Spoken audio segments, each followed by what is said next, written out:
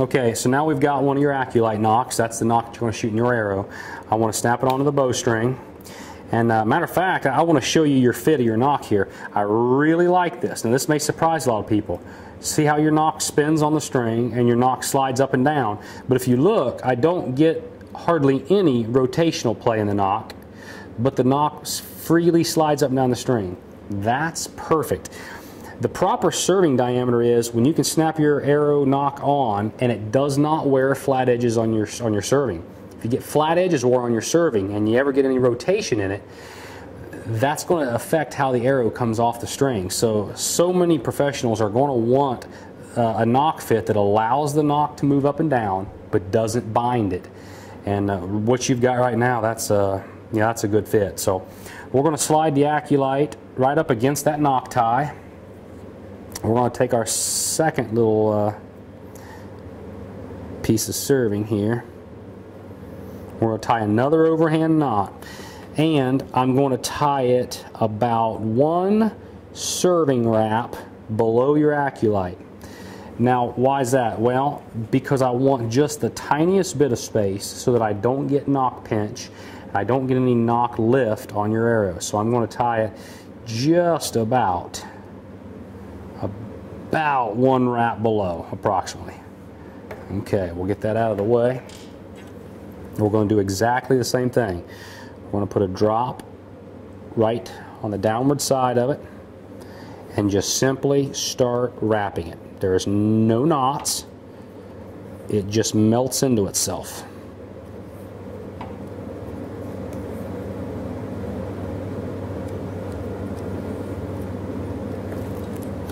Put another drop when we've gone down plenty far enough. Come right back over top of it, trying to fill in the grooves.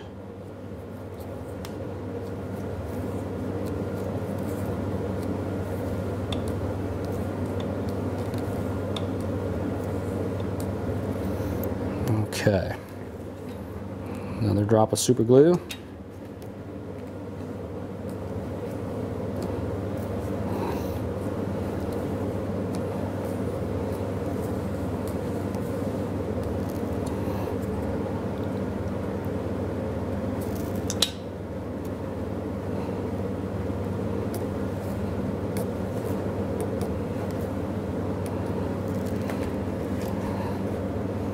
Okay, I feel good about how far we've gone, so I'm going to trim the first leg off. Let the super glue soak into this last leg. All right. Lastly, I'm going to take and coat all of it in super glue again, both sides of the tie.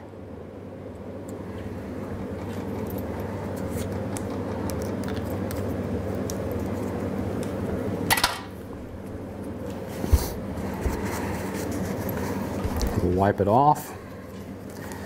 Now I typically like to wait about 10 minutes just to make sure that all that is settled in, seated in, it's good and dry. I have been engineered to be launched from today's high-performance shooting equipment. I must withstand and deliver over 80 foot-pounds of energy, shot after shot after shot, powering through hide, flesh, and even bone.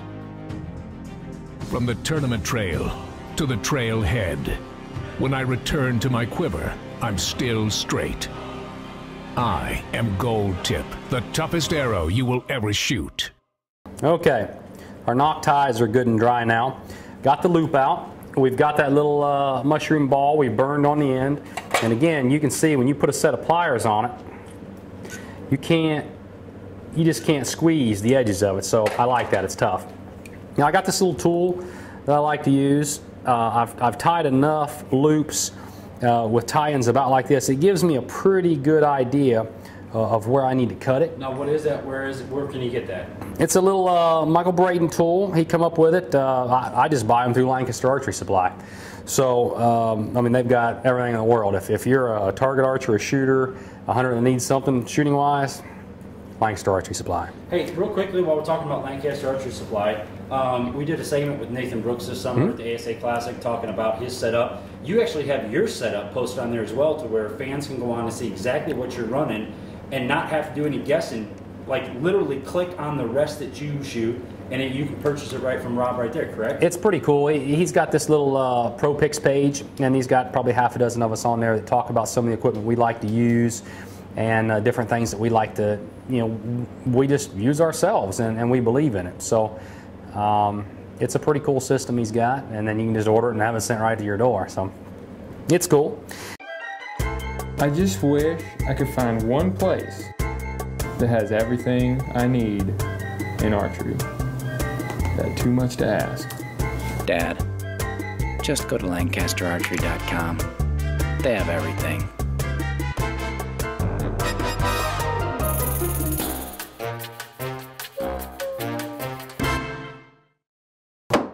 Landon! I am just a baby.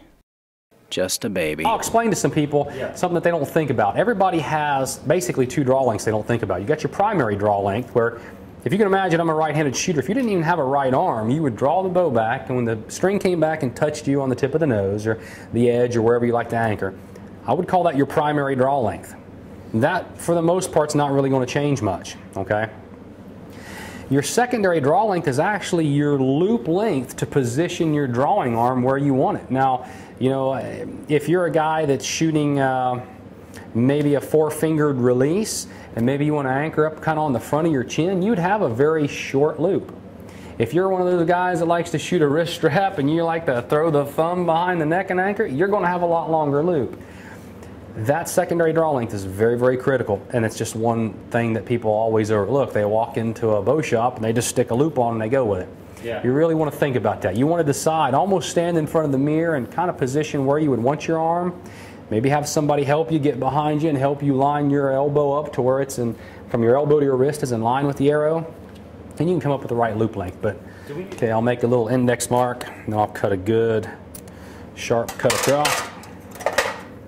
And same thing, I'm going to pinch that loop, and I'm going to roll the edges down to where I can get down towards the core a little bit.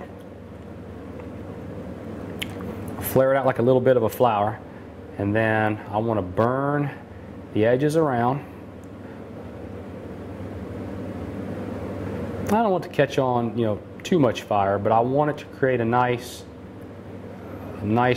thick mushroom ball, that molten plastic. And that's what we like. It won't pull through. Okay.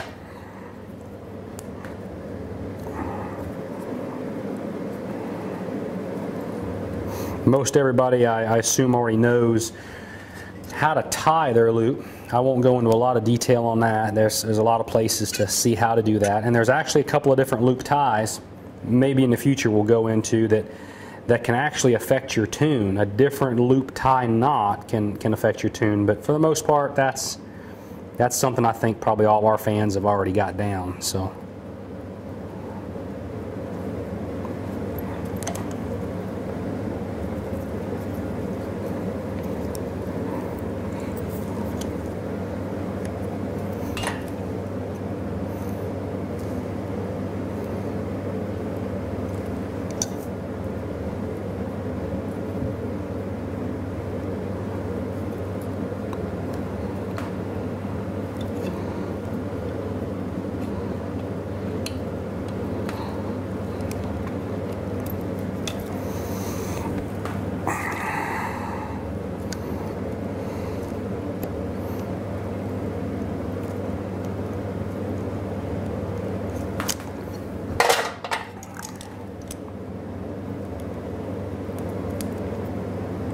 Now explain to people that tool that you're using right there, because I guarantee you somebody's going to ask. Okay, well, it's just a little Viper D-loop tool. It lets me get inside the loop, and then this lets me put a massive amount of pressure on it. I mean, it's crazy. You could get on there just about tight enough to, to break your string. It is pretty crazy. But once we get that on there and we do it right, I don't see any loops pulling through. I mean, you may have a loop wear and cut and break one day, but I don't see it. I don't see it breaking anywhere else. So, and you like just a little bit of a bigger loop, so that should give you enough room for your arrow nock to get your release in there and hook up. So we should be in pretty good shape there. All right, now we're on to the peep sight. No idea what style of peep that you were going to go with, but we're ready to go ahead and get that installed. All right, now on your peep height, I've set up a couple of your bows before, and I remember that you were on the longer axle length bows, you were around, I don't know, maybe 5 5/8. Now because this bow is 35 inches axle to axle, the string angle is going to be sharper, and I think it's going to affect your peep height just a hair. So I'm going to go ahead and I'll make a guess on it and try to see about where I think we need to be, and we'll see if we can install this. Tell the people at home the importance of that piece of serving that comes in your custom strings. Okay, now like on a set of platinum strings, they're all one color. So this little piece of serving in here was set to the exact center of the string. That doesn't mean put your peep right there. It just means that separated the strings as they were going around the fletching jig, or I'm sorry, the serving jig. That little piece of string separates the strands as they were going around the serving jig. That's the exact center of the string. You want to make sure you keep your peep in there. That's critical to your peep rotation. Once we've got that right, I use a particular kind of peep tie that once it's in, I'm good, and I don't have to worry about that anymore. So we can just take that out.